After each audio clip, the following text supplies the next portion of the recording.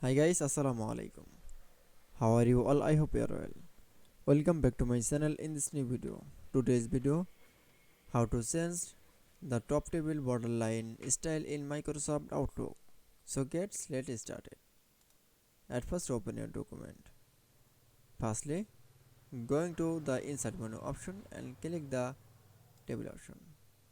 Then create a table. Now I have select the first line column and going to the table border option and click the top table,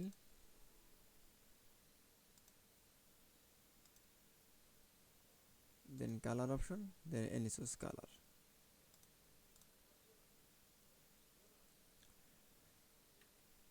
Then change the top table borderline style very easily. I hope you enjoyed the video. Please like, comment, share and subscribe my channel. Thanks for watching my video.